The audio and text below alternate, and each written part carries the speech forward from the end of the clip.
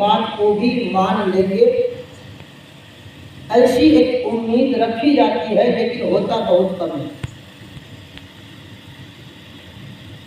ہمارے اور آپ کے آقا جناب احمد مجتبیٰ کملی والے محمد عربی مصطفیٰ صلی اللہ تعالیٰ علیہ وسلم،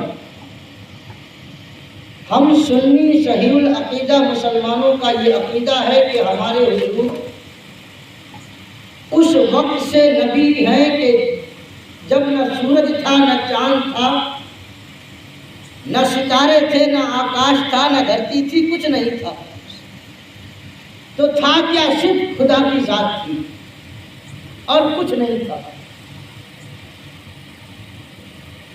پھر رب نے جب چاہا تو اپنے نور سے، اللہ نے اپنے نور سے سب سے پہلے ہمارے نبی کے نور کو بنایا۔ تو جس گھڑی اللہ نے اپنے نور سے اپنے محبوب کے نور کو بنایا، تبھی سے یہ فکر تھا کہ ہمارے آقا نبی ہے۔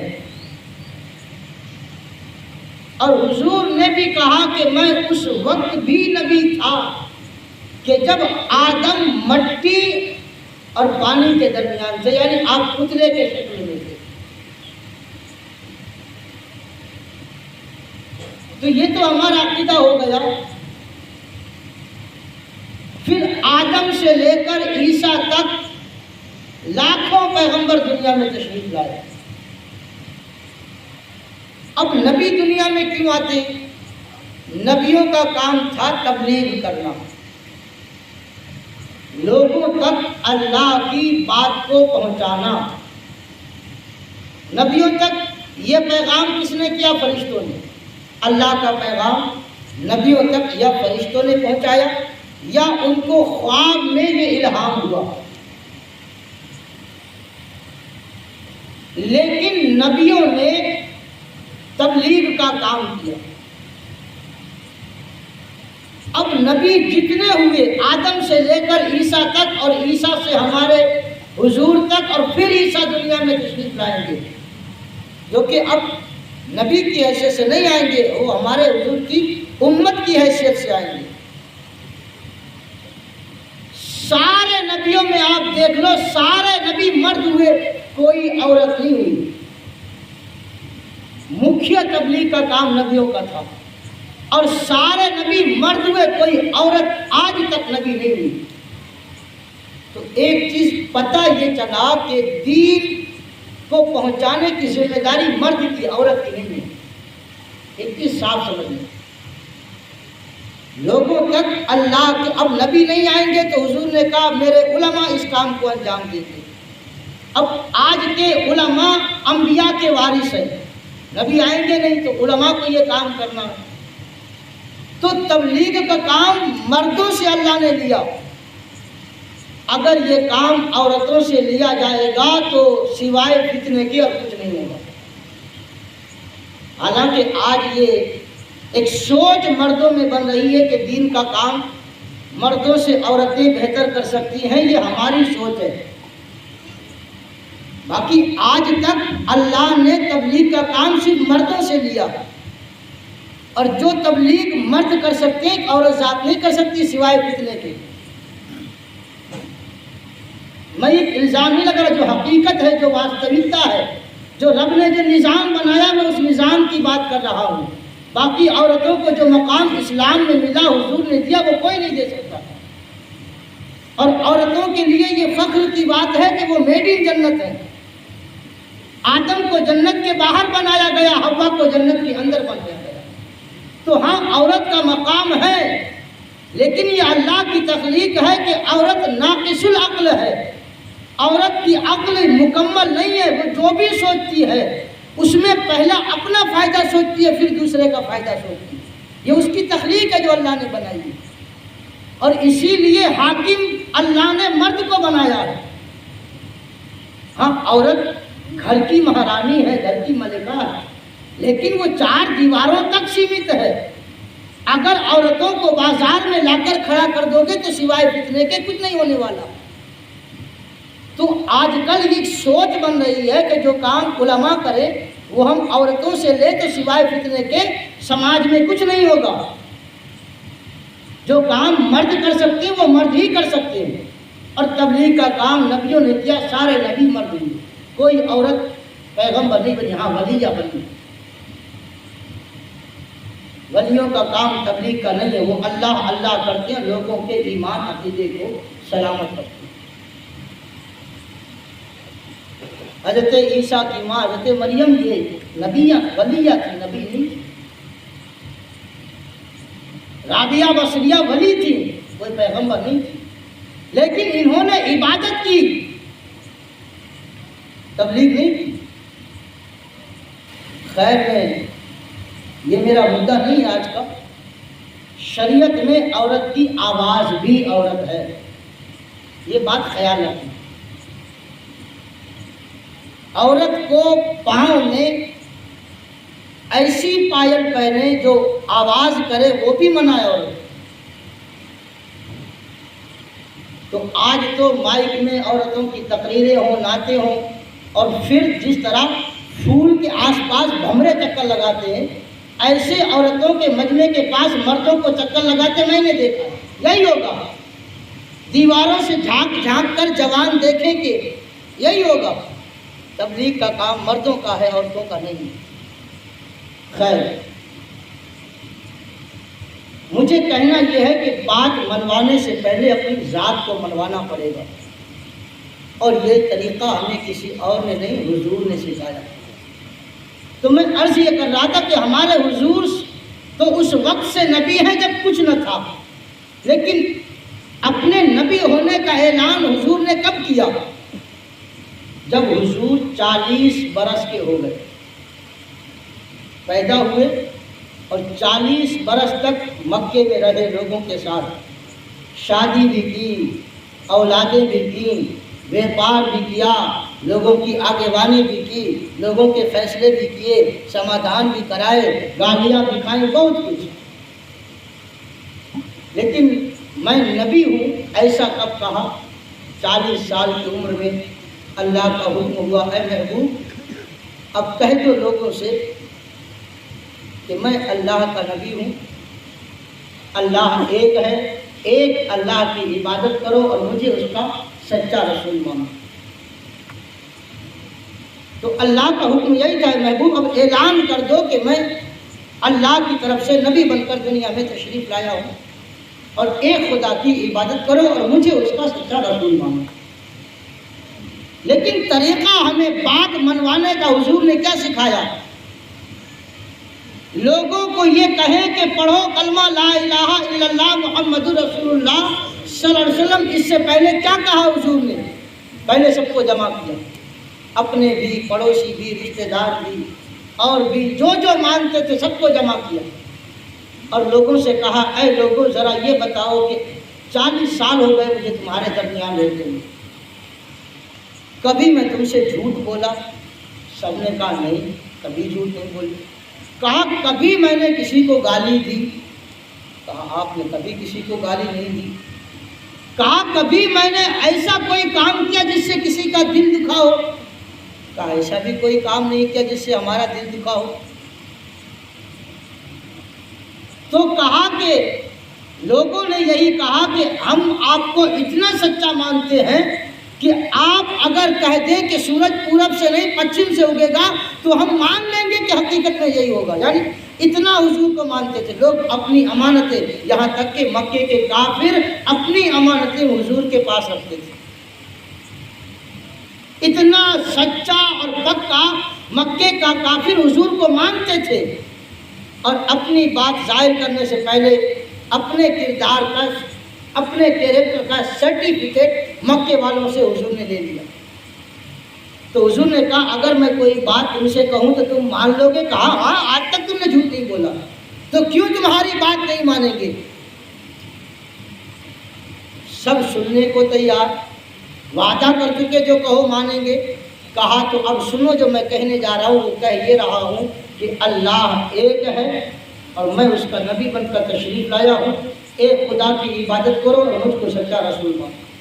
بس ابھی تک جو کہہ رہے تھے تم سچے ہو، تم پکے ہو، وہی لوگ گالیاں دے کر اپنے گھروں کو لوٹ گئے۔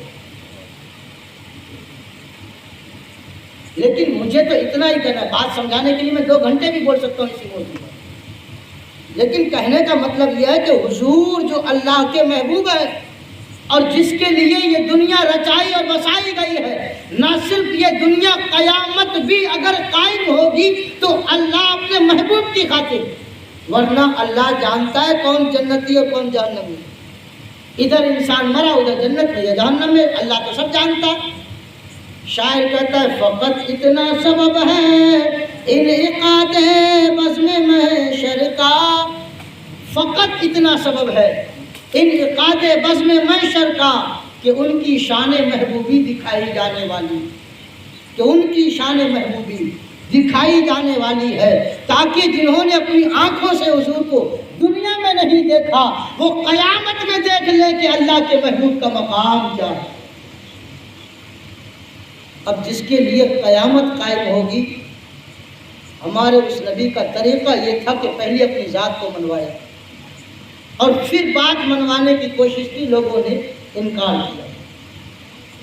خیر دھیمے دھیمے اسلام بڑھا، کئی سال لگے۔ اللہ نے پہلے یہ کہا اے محبوب ایسے سب نہیں مانیں گے، پہلے اپنے گھر والوں کو منواؤ۔ پھر جب گھر والے مان گئے کہا اب پڑوسیوں کو منواؤ۔ پھر تیسرے طبقے میں، تیسرے اسٹیج میں کہا اب عام لوگوں کو دین کی دعوت دو۔ تو یہ بات سمجھانے کا طریقہ ہے کہ جتنے امن، سکون اور پیار سے جو کام لیا جا سکتا ہے، وہ جلد بازی میں یا غصے میں آ کر کامیابی نہیں مل سکتی۔ اور یہی طریقہ کربلا میں امام حسین نے اپنایا، کیونکہ حسین نے جو سیکھا وہ حضور سے سیکھا۔ تو حسین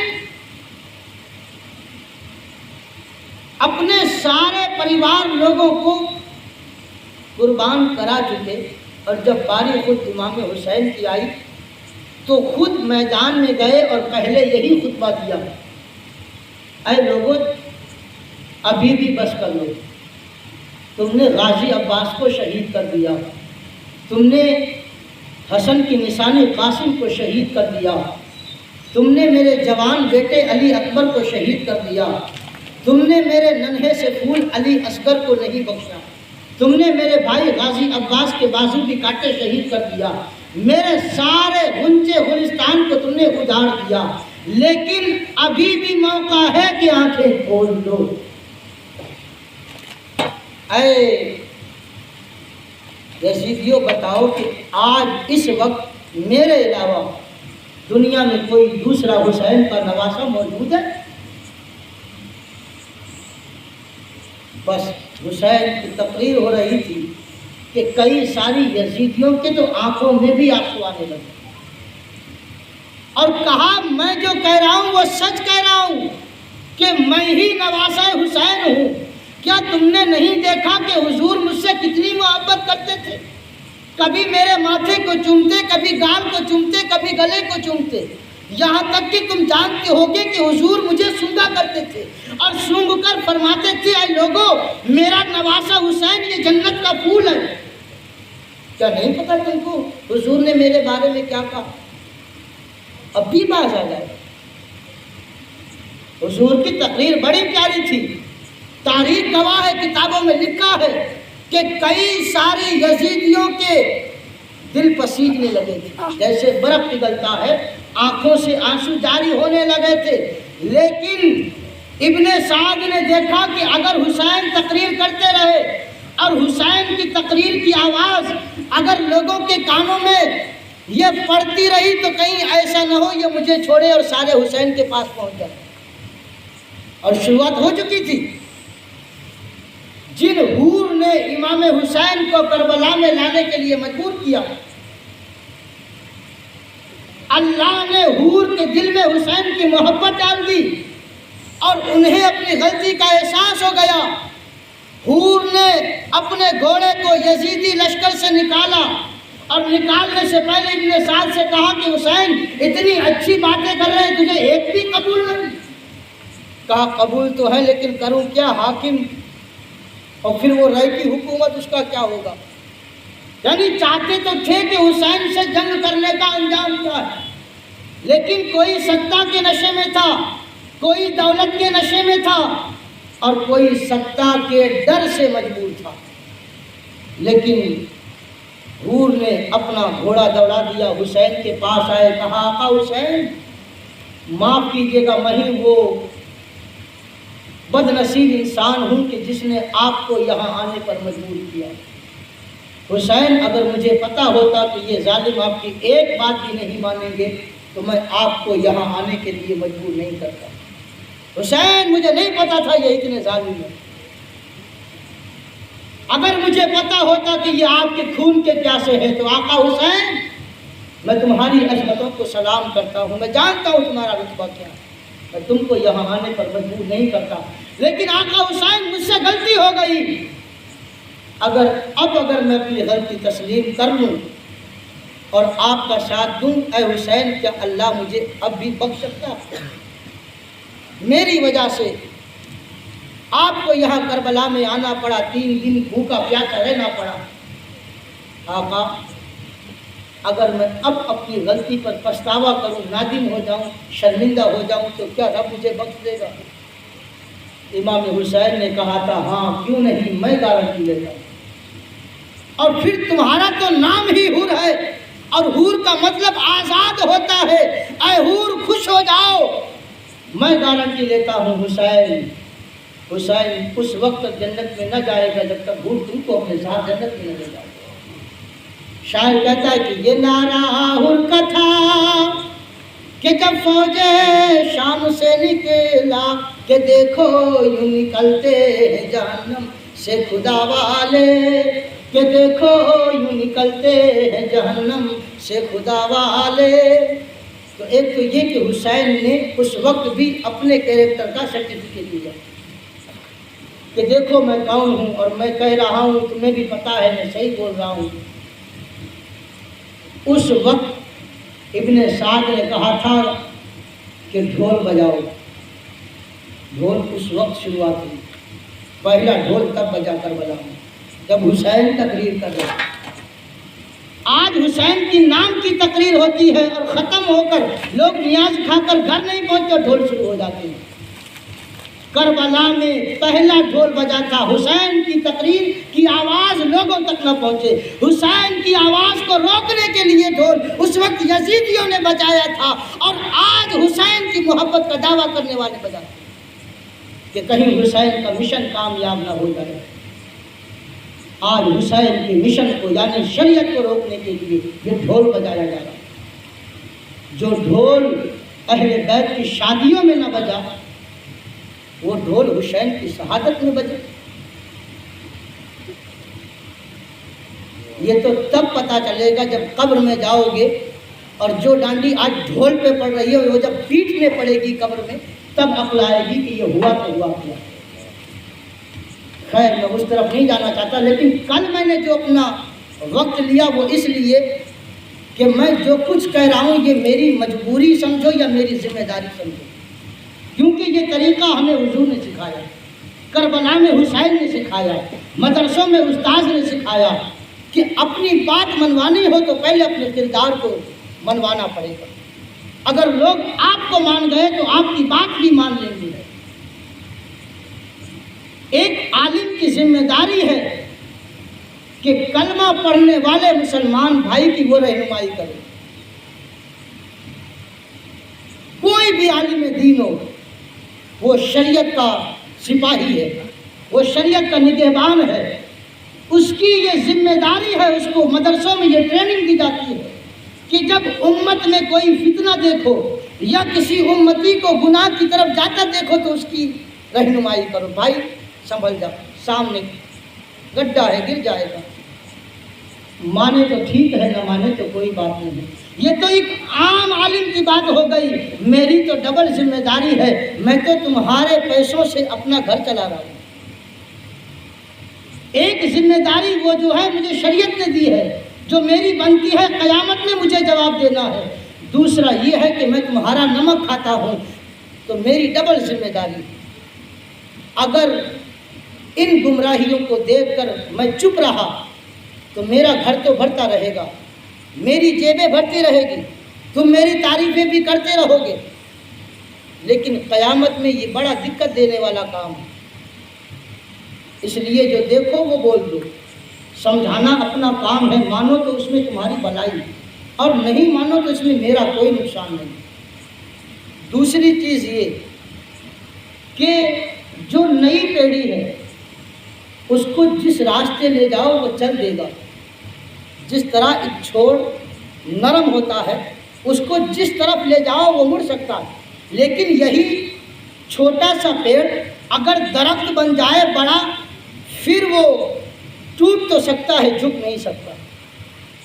تو اب امت میں جو درخت بن گئے، جو اکڑ گئے ہیں، جو سمبندوں میں بندھ گئے، اب ان کے پاس کوئی چارہ نہیں مڑنے کا، اب ان کے پاس مڑنے کا کوئی چارہ نہیں، وہ پھنس چکے ہیں، ان کو چھوڑ دو۔ جو مڑ سکتے ہیں ان کو موڑنا ہماری ذمہ داری ہے۔ تو خیر یہ ساری اتمام حجت تھی۔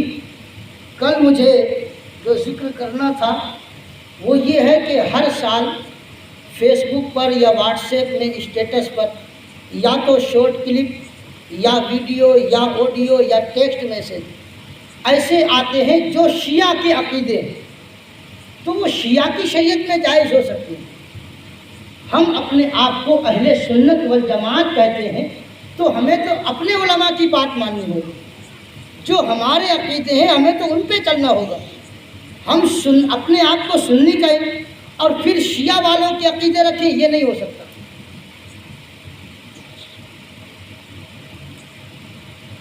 جس فرقے پر آپ ہیں، جس جماعت میں آپ ہیں، اس جماعت کے وفادار بن کے رہو۔ دو رنگی چھوڑ دے، ایک رنگ ہو جا۔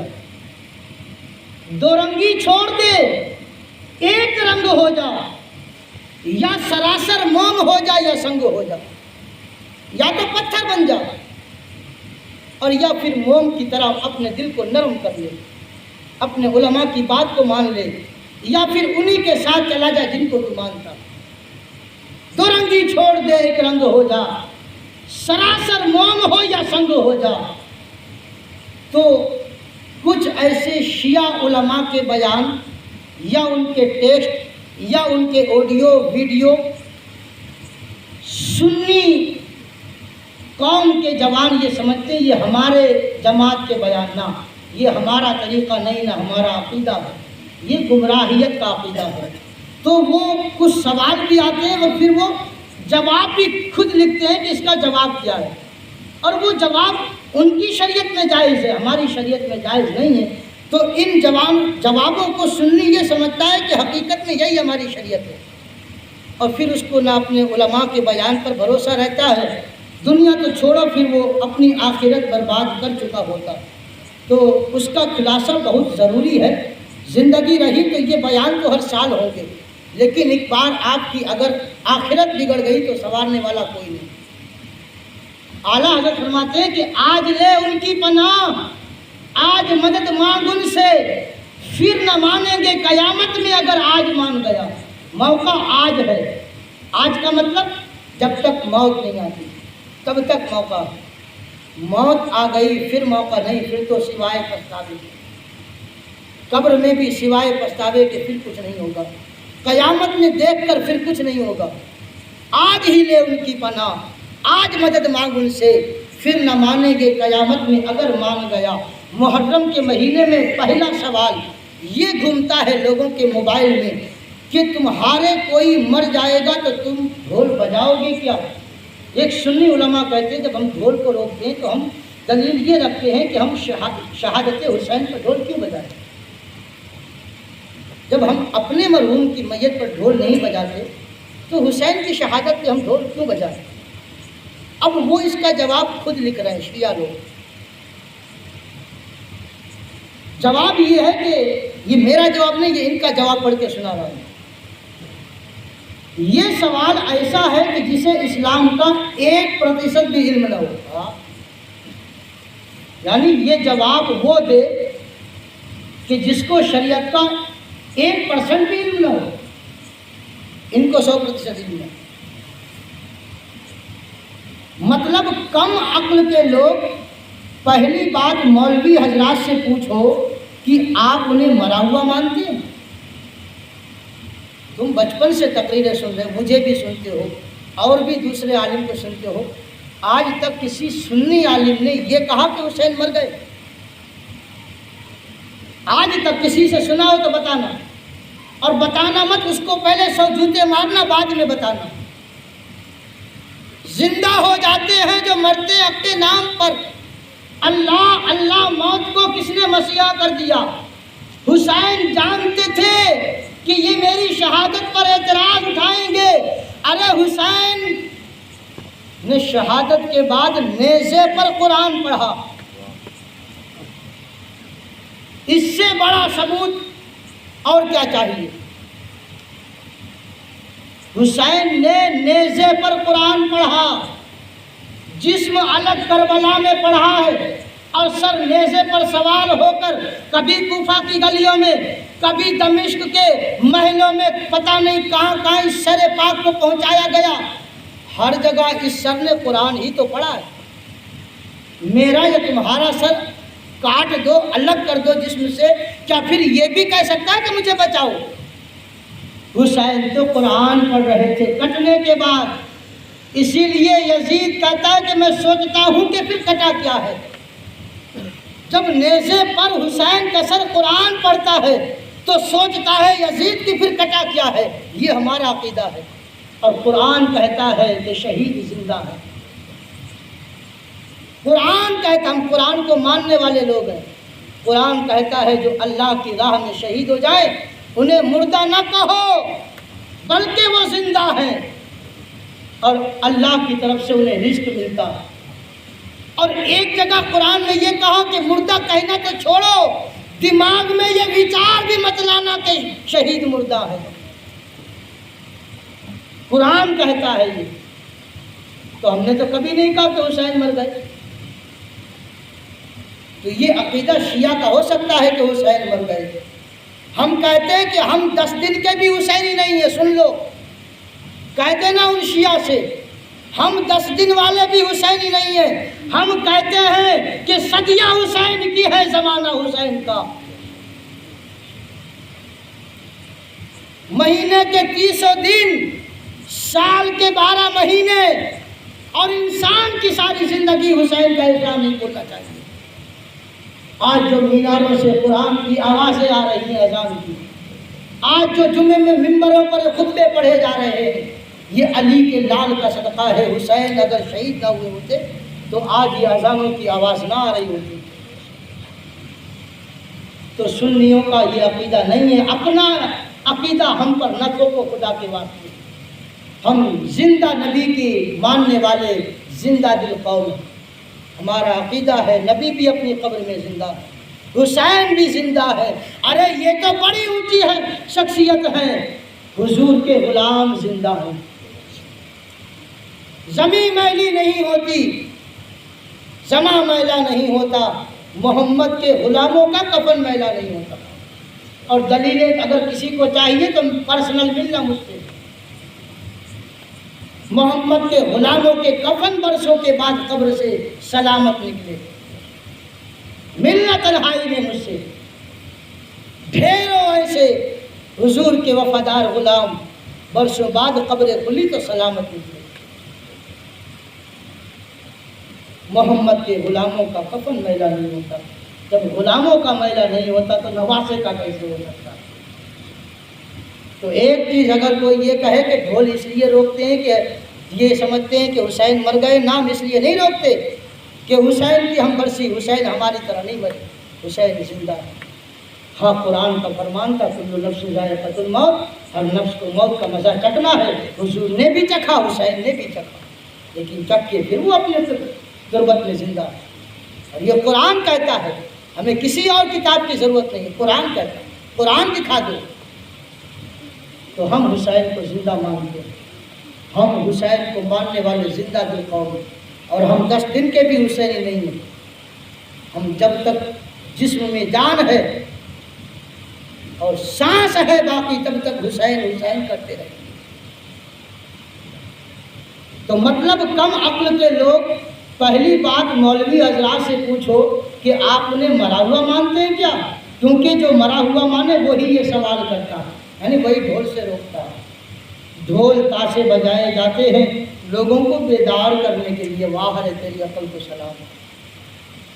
ڈھول ان کا عقیدہ ہے کہ لوگوں کو بیدار کرنے کے لیے، ارے مسجد سے 5 وقت مؤذن صدا دیتا ہے، اے لوگوں آؤ نماز کی طرف، حیا علی الصلاۃ، آؤ نماز کی طرف، حیا علی الفلاح، تمہاری کامیابی اسی میں ہے۔ ارے مؤذن کی اذان سے لوگ مسجد میں نہ آئے تو یہ ڈھول سے لوگ شریعت کی طرف آ جائیں گے۔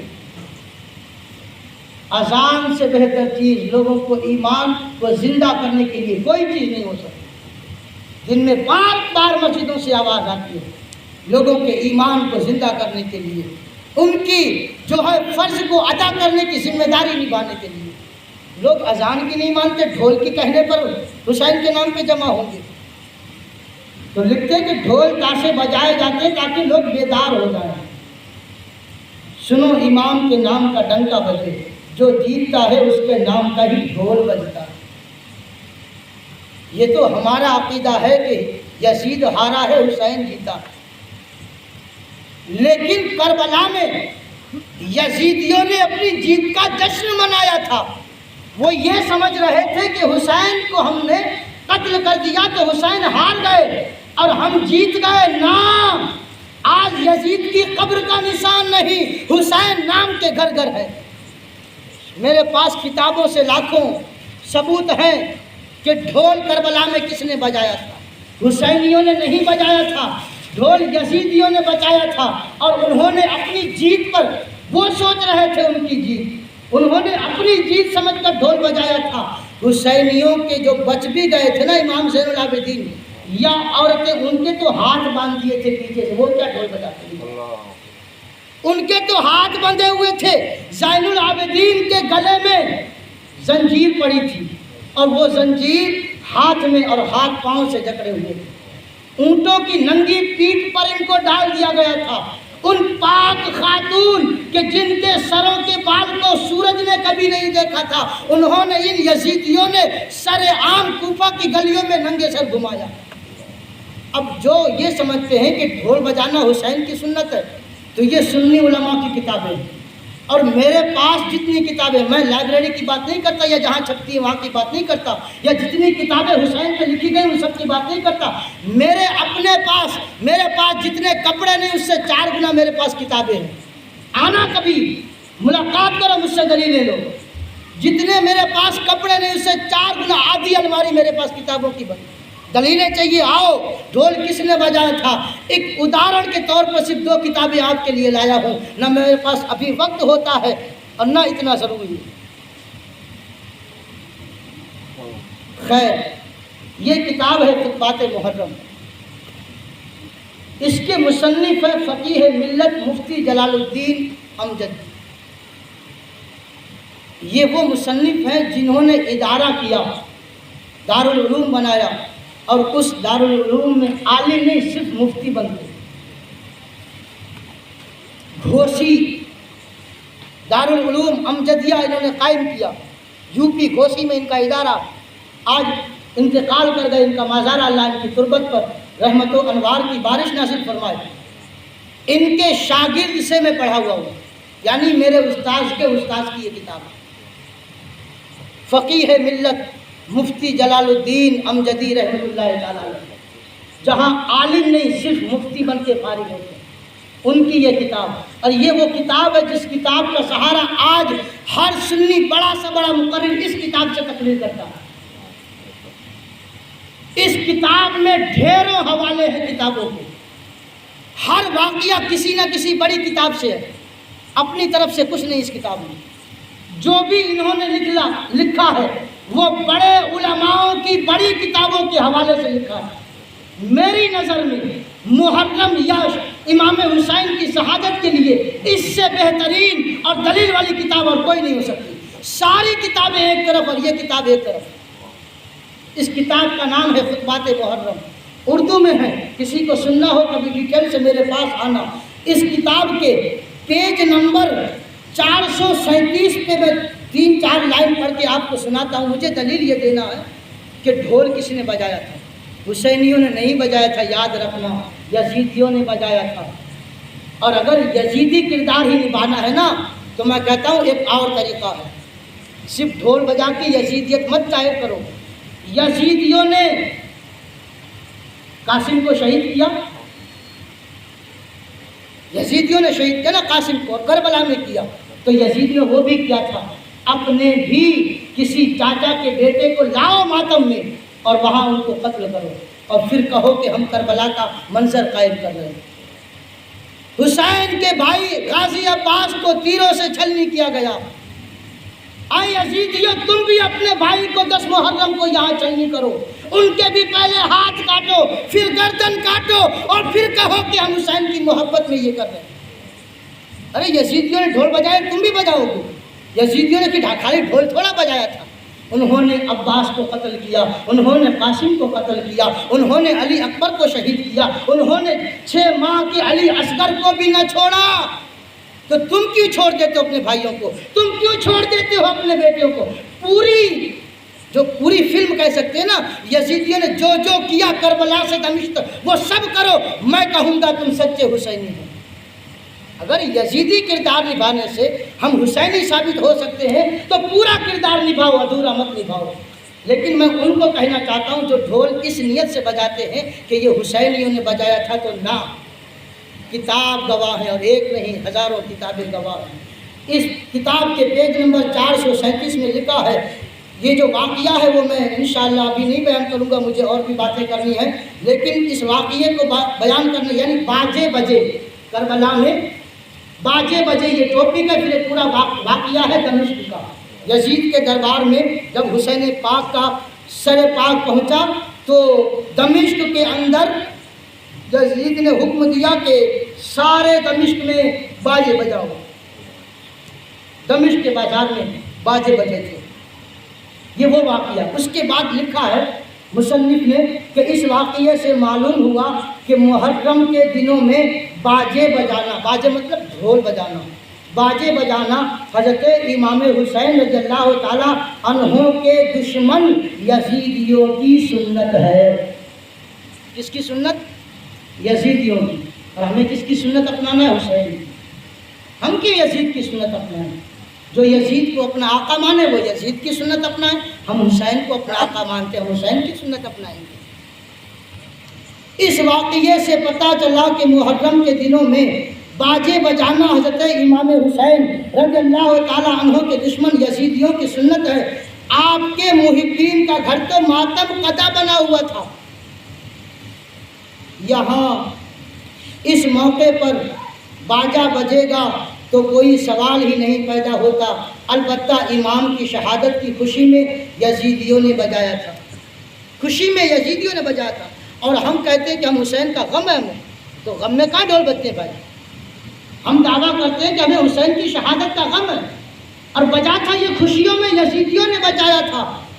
مگر اب اس زمانے میں امام عالی مقام کی محبت کے دعوے دار مصنف کو پتہ لکھنے والے کو کہ کل تو یزیدیوں نے بجایا تھا اور خوشی میں بجایا تھا، لیکن آج غم کرنے والے اور اپنے آپ کو حسینی کہنے والے، حسین کی محبت کا دعویٰ کرنے والے بجاتے ہیں۔ خدائے تعالیٰ انہیں سمجھ عطا فرمائے۔ دعا کرتے ہیں مصنف، اللہ ایسے حسینیوں کو یزیدی سنت سے بچنے کی مولا توفیق عطا فرمائے، اور یزیدیوں کی سنت پر عمل کرنے سے بچائے، اور انہوں نے کتاب میں لکھ گئے ہیں آمین۔ اللہ ان کی دعا کو قبول کرے۔ یہ ایک کتابیں تو بہت ہیں، دوسری کتاب 2 حوالے کہہ دوں تاکہ بہومتی میں آ جائے، ایسا نہ ہو کہ مولانا کے پاس ایک ہی ثبوت تھا، بہومتی میں آ جائے۔ یہ دوسری کتاب کنز الخطیب، یہ وہ مصنف ہے جس نے ہر مہینے کے موضوع پر الگ کتاب لکھی، یہ اسپیشل محرم کے مہینے کی کتاب ہے۔ ایسے اس مصنف نے 12 حصے لکھے ہیں 12 مہینوں کے۔ اس کتاب کا نام ہے کنز الخطیب، اور اس کے مصنف علامہ محمد دین چشتی، اور چشتی کہتے ہیں جو غریب نواز کے سلسلے سے تعلق رکھتا ہو۔ اس مصنف کے لکھنے والے رضوی نہیں، اگر کوئی اعلیٰ حضرت سے چڑ کرتا ہو، نفرت کرتا ہو تو یہ رضویوں کی کتاب نہیں ہے، یہ کسی اعلیٰ حضرت کے مرید کی کتاب نہیں، یہ غریب نواز کے مرید کی کتاب ہے، جو اپنے آپ کو چشتی کا ہے اس کی کتاب ہے۔ تو جو غریب نواز کو مانتے ہیں وہ سمجھ لیں۔ یہ لکھتے ہیں اپنی کتاب کہ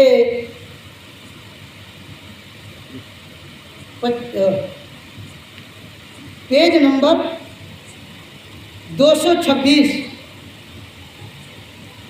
انہوں نے اس کتاب میں پیج میں دمشق سے روانگی کا ایک واقعہ لکھا ہے۔ میں جلدی پڑھ دیتا ہوں، صرف سن لینا۔ جب ابن زیاد سر مبارک گلی گلی میں گشت کروا چکا، یہ کوفہ کی بات، یہ دمشق کی بات نہیں، عبید اللہ ابن زیاد جب کربلا کا جو لٹا ہوا قافلہ آیا تھا ان کو کوفہ میں گھما چکا، اس کے بعد اور اہل بیت کو طرح طرح کے صدمے پہنچانے کے بعد، یعنی جتنی بھی اہل بیت کی بے عزتی کرنی تھی کر لی کل کے، اس کے بعد شمر ذل جوشن، یہ وہی شمر ہے جو کربلا میں موجود تھا، شاید اسی نے حسین پر یا بھالا چلایا یا خنجر چلایا، وہی شمر ذل جوشن جو حسین کا قاتل ہے۔ اسی شمر ذل جوشن کو 5000 لشکر کے ساتھ مقرر کیا کہ وہ شہدائے کربلا کے سروں کو اور اسیران اہل بیت یعنی قیدی حسینی گھرانے کے قیدی جو عورتیں اور بالخصوص زین العابدین تھے، یزید کے پاس دمشق لے جائے، یہ ذمہ داری دی گئی شمر کو۔ آگے آگے یزید پلید کے فتح کا نقارہ بجتا جا رہا تھا، جہاں سے یہ گزر رہے تھے کوفہ سے اور دمشق جانا تھا، تو آگے آگے یہ اپنے جیت کا دعویٰ کر رہے تھے، اور نقارہ یعنی نگارہ جو نوبت میں ہم بجاتے ہیں، یہ نقارہ بجا رہے تھے تاکہ گاؤں والے جو آس پاس میں رستے میں گاؤں آئے انہیں پتا چلے کہ دیکھو ہم نے حسین کو قتل کر دیا اور ہم جیت گئے۔ کس نے بجایا تھا؟ یزیدیوں نے یا حسینیوں نے؟ نہ بھروسہ ہو تو پہلے اردو سیکھ لو، بعد میں آنا۔ خیر میرے پاس دلیلیں بہت ہیں، مجھے اور بھی کئی سارے سوالوں کے جواب بھی دینا ہے، تو خیر یہ ڈھول کی بات تھی، اب روز میں ایک ہی بات کروں مجھے بھی شرم آتی ہے۔ خیر اللہ توفیق دے، کسی سے ہم جھگڑا نہیں کرتے، اللہ توفیق دے، اس گناہ سے ہم سب کو بچنا چاہیے۔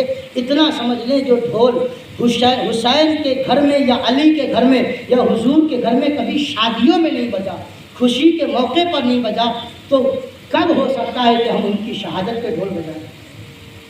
جو حسین کو زندہ سمجھے وہ بھی مت بجاؤ، اور جو حسین کو مردہ سمجھے معاذ اللہ وہ بھی ڈھول نہ بجائے، شریعت میں ڈھول حرام۔ تو خیر اب اصل مدعے پہ آتا ہوں۔ دوسرا سوال، لوگ علم کو دیکھ کر بولتے ہیں کہ جب حضرت امام حسین علیہ السلام کا سر انور نیزے پر اٹھایا گیا تھا وہ ہے یہ، اور جواب یہ لکھتا ہے کہ اب اسے سن کر وہ لوگ گمراہ ہوتے ہیں جس نے کبھی واقعہ کربلا پڑھا ہی نہیں۔ واہ رے، ہمیں ہمارے استاذ نے کبھی کربلا کا واقعہ پڑھایا نہیں، یا ہم نے علماء سے سنا ہی نہیں، ہم کو وہ ان پڑھ بتا رہا ہے کہ ہمیں کربلا کی تاریخ کا کوئی ہنر نہیں۔ اب ایک بات سوچو کہ حضرت امام حسین علیہ السلام کو 10 تاریخ کو شہید کیا گیا، 10 محرم کو، 7 تاریخ کو ان کا سر انور نیزے پر کیسے آئے گا؟ یہ میں بعد میں سمجھاتا ہوں، اس نے صحیح لکھا بھی نہیں ہے پورا سوال۔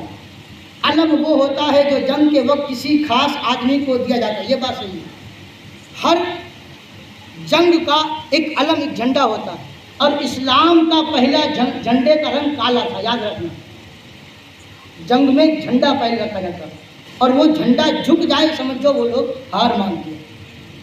جب تک جھنڈا اونچا رہے، علم اونچا رہے، حوصلے بلند رہے، اور جب کوئی اپنی ہار مان لیتا وہ اپنے جھنڈے کو گرا دیتا۔ اسلام کا پہلا علم اس جھنڈے کا رنگ تھا کالا، لیکن کربلا میں بھی علم اٹھایا، اور علم اٹھانے کی ذمہ داری حسین نے اپنے بھائی غازی عباس کو دی۔ غازی عباس کے بارے میں کچھ کہہ دوں. غازی عباس اتنے جسمانی طور پر قد کاٹھی کے تھے کہ جیسے ہم بکری پہ ہاتھ رکھتے ہیں نا، ایسے اونٹ کی پیٹھ پہ ہاتھ رکھتے تھے، اتنے اونچے تھے. ہم بکری کی پیٹھ پہ ہاتھ رکھیں آرام سے. زین العابدین اتنے اونچے تھے کہ اونٹ کی پیٹھ پر آرام سے ہاتھ رکھتے تھے، اور جب گھوڑے پر بیٹھتے تھے تو پیر زمین کو ٹچ کرتے تھے. زین العابدین اتنے تندرست اور قد کاٹھی کے تھے. حسین نے علم کی ذمہ داری حضرت غازی عباس کو دی. علم وہ ہوتا ہے جو جنگ کے وقت کسی خاص آدمی کو دیا جاتا ہے. اسے آپ ایسے سمجھو کہ جب دو دیشوں کی لڑائی ہو تو دیش کا جھنڈا کسی آدمی کے ہاتھ میں ہوتا ہے. جب کربلا کی جنگ شروع ہوئی تو حضرت امام حسین علیہ السلام نے اپنے بھائی حضرت عباس علمبردار کو علم دیا. حضرت عباس علیہ السلام کا لقب بھی علمدار اسی لیے ہوا. وہ اسی وجہ سے بولا جاتا ہے جو 7 تاریخ کو علم اٹھایا جاتا ہے وہ حضرت امام حسین علیہ السلام کے نام کا علم ہے. اب آپ خود سمجھ جائیں کہ یہ صحیح ہے یا غلط. میں کہتا ہوں تو 7 تاریخ کو اونچا کرتا ہے نا، ہم نے پہلی تاریخ کو علم لگا دیا. تو 7 تاریخ کو جانتا ہے کہ عباس نے علم اٹھایا تھا. ارے دیکھ جنگی میں آ کر حسینیوں نے پہلی تاریخ کو علم لگا دیا، اور یہ 12 مہینے رکھتے، اتار نہیں لیتے 10 محرم کے بعد. تو ہم پہ یہ آروپ مت لگاؤ یہ شیعہ علم لگاتے ہوں گے 7 تاریخ کو. ہم تو پہلی تاریخ کو لگا دیا. ہم ان سے زیادہ محبت کرنے والے. وہ 7 تاریخ کو اٹھائے علم، ہم نے پہلی تاریخ کو اونچا کر دیا، اور ایسا اونچا کر دیا کہ اب یہ اگلے محرم سے اترنے والا نہیں ہے. پھٹ جائے گا، اترے گا نہیں. محبت کس کی زیادہ، ان کی یا ہماری؟ ان کے بہکاوے میں نہ آنا، یہ ایمان لوٹنے آئے، یہ ڈاکو ہیں ایمان کے. تیسرا سوال، کچھ لوگ بولتے ہیں 7 تاریخ کو مہندی اور سہارا چڑھایا جاتا ہے، وہ خوشی ہو گئی. وہ کیا کرتے ہیں؟ تعزیے میں جو گھر سے لاتے نا چڑھانے کے لیے، یہ شیعہ بھی کرتے ہیں تعزیے کا چڑھاوا. جواب لکھا ہے اس نے کہ اللہ ہر چیز کا صلہ دیتا ہے. بے شک اللہ کسی کا احسان باقی نہیں دیتا. اللہ کہتا ہے تم میرے راہ میں 1 روپیہ خرچ کرو، میں تم کو 10 روپے کا بدلہ دوں گا. اور یہ حقیقت ہے، اللہ کسی کا احسان نہیں رکھتا. تم 1 دو، اللہ 10 دے گا. کبھی قرآن میں کہا 70 گنا دے گا، کبھی کہا 700 گنا اللہ دیتا ہے. یعنی جس نے جس نیت سے خرچ کیا اس نیت سے اللہ اس کو بدلہ دیتا ہے. تو کچھ باتوں میں یہ صحیح بھی ہے، لیکن کیسے زہر کو شہد میں ملا کے دینا؟ زہر تو اپنا کام کر جاتا ہے، چاہے زہر شہد میں دو یا پانی میں دو، چاہے دودھ میں دو، زہر زہر ہوتا ہے. لکھا ہے کہ اللہ ہر چیز کا صلہ دیتا ہے. کربلا میں جب جنگ شروع ہوئی تو حضرت امام حسین علیہ السلام کو حضرت امام حسن علیہ السلام کا وعدہ یاد آیا، یعنی اپنے بھائی حسن کا وعدہ یاد آیا کہ حضرت امام حسن علیہ السلام کے صاحبزادے حضرت قاسم علیہ السلام کا نکاح کرنا. وارے کیسے ایمان لوٹا، نکاح کرنا. تو آپ نے اپنی صاحبزادی کے ساتھ نکاح کیا. اب یہ سب کربلا میں ہو رہا ہے تو ظاہر ہے وہاں اتنے انتظام نہیں تھے، تو لوگ انہیں نام کی مہندی اور صحرا کرتے ہیں. اللہ کی طرف سے ان کے انعام ہے کہ ان کی مہندی نہیں ہوئی، اور ان کی مہندی اور صحرا قیامت تک شروع کر دیا. اب ہمارا عقیدہ سنو. ہاں بے شک حسین کی بیٹی سکینہ اور حسن کے بیٹے قاسم کی سگائی بھی نہیں ہوئی تھی. نکاح تو چھوڑو، کربلا میں نکاح تو چھوڑو، سگائی بھی نہیں ہوئی تھی. صرف بات ہو گئی تھی اگر موقع ملا تو سکینہ کا نکاح قاسم سے ہو گیا، صرف رشتہ طے ہو گیا تھا. اب سوچو کہ 7 محرم کو حسینی لشکر میں پینے کے لیے پانی نہیں تھا، یا مہندی گھوٹنے کے لیے پانی کہاں سے آیا؟ علی اصغر کو پینے کے لیے پانی نہیں تھا، سکینہ کو پینے کے لیے پانی ختم ہو گیا تھا، تو یہ مہندی گھورنے کے لیے پانی کہاں سے آیا؟ خدا جب دین لیتا ہے تو عقلیں چھین لیتا. جب پینے کے لیے پانی نہیں تھا تو مہندی مکس کرنے کے لیے پانی کہاں سے آیا؟ اہل سنت کا عقیدہ ہے ہاں صرف رشتہ ہوا تھا. کربلا میں قاسم کی نہ سگائی ہوئی نہ نکاح ہوئی. یاد رکھنا یہ ہمارا عقیدہ. کچھ ظاہر لوگ تعزیہ داری میں گندے کام کرنے لگے جیسے ناچ رہے ہیں. یہ ہم کہتے ہیں ناچ رہے ہیں، اور ناچتے ہیں. دیکھنا ہو چلو جام نگر میں ڈی جے پر ناچا جا رہا، ڈی جے پر، جیسے شادیوں میں ناچتے ہیں سیم ویسے ہی ناچا جا رہا. کوئی غلط آروپ نہیں، ناچا جا رہا. اور مفتی کچھ نے کیا کہا تھا، وہ پیغام یاد کر لیتے. کچھ جاہل لوگ تعزیہ داری میں گندے کام کرنے لگے جیسے ناچ رہے. اس کا جواب لکھا، اب اگر آپ میں تھوڑا بھی دماغ ہو تو آپ اس سوال کا جواب خود سے پوچھو کہ جب کبھی تراویح کی نماز ہوتی ہے تو بچے بھی مستی کرتے، تو آپ ان بچوں کو روکو گے یا تراویح پڑھنا بند کرو گے؟ یہ کتنی مثال کی ادہرن دیا. بے شک ہم بچوں کو روکیں گے، تراویح پڑھنا کبھی بند نہیں کریں گے. ہم یہی تو سمجھاتے ہیں کہ جو محرم میں غلط ہے اسے بند کر دو، جو صحیح ہے اسے چالو رکھو. ہم کبھی محرم بند کرنے والے نہیں ہیں. یاد رکھ لیں سیاہ، کبھی حسین کی نام کی یہ مجلسیں بند نہیں ہوں گی، کبھی حسین کے نام کی سبیلیں بند نہیں ہوں گی، کبھی یہ علم چڑھانا بند نہیں ہوگا. جو شریعت میں غلط ہے وہ بند ہو کے رہے گا، چاہے آج ہو یا 10 سال کے بعد ہو. محرم کبھی بند نہیں ہوگا. 5واں سوال، لوگ بولتے ہیں عورت بے پردہ آتی ہے. جواب، اب میں اس کا جواب پڑھتا نہیں، میں اپنی طرف سے ایک جواب دیتا ہوں. سوال تو اور بھی ہیں لیکن اب بس اتنا ہی کافی ہے، انشاءاللہ پھر اگلے سال کچھ باتیں کر لیں گے. میں اپنی طرف سے جواب رکھ رہا ہوں. اس نے جواب میں لکھا کہ مزاروں کے جو عرس ہوتے ہیں اور عرس میں جو میلے لگتے ہیں وہاں پہ تم اپنی عورتوں کو نہیں روکتے. یہ اس نے دلیل دی کہ ولیوں کے عرس میں جو میلے ہوتے ہیں ان میلوں میں تم اپنی عورتوں کو نہیں روکتے. تو جب یہ محرم میں ڈھول بجتا ہے، ماتم ہوتا ہے، چوکارا لیا جاتا ہے، اس میں عورتوں کو آنے سے کیوں روکتے؟ میں اپنی طرف سے جواب یہ دیتا ہوں کہ تم میلے بند کر دو، عورتیں اپنے آپ رک جائیں گی. تم محرم میں ڈھول بند کر دو، عورتیں آنا اپنے آپ رک جائیں گی. عورتوں پہ کیوں ظلم کرتے؟ ارے وہ پورا سال 4 دیواریں میں رہتی ہے. تم ڈھول مجاؤ، تم میلے گھومو. بھائی عورتیں کیوں گھر میں رہیں؟ پھر وہ کیوں تم سے پیچھے رہیں؟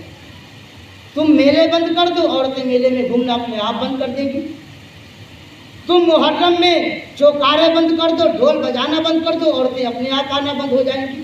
یہ میرا جواب ہے. عورتوں پہ کیوں ظلم کرنا؟ یعنی ایک طرف تم ان کو ڈھول سے تان بھی چڑھاتے ہو اور پھر آنے سے بھی روک دو. یہ ڈبل ظلم ہے عورتوں پر. تم ڈھول بند کر دو، عورتیں اپنے آپ آنا بند ہو جائیں گی. تم عرسوں میں میلہ بند کر دو، عورتیں اپنے آپ رک جائیں گی.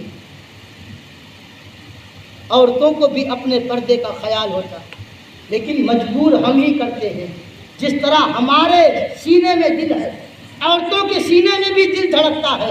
جس طرح ہمیں میلوں میں گھومنا اچھا لگتا ہے، عورتوں کو بھی میلوں میں گھومنا اچھا لگتا ہے. اب عورتوں کو روکنا ہے تو میلے بند کرو، تم رکو، عورتیں رک جائیں گی.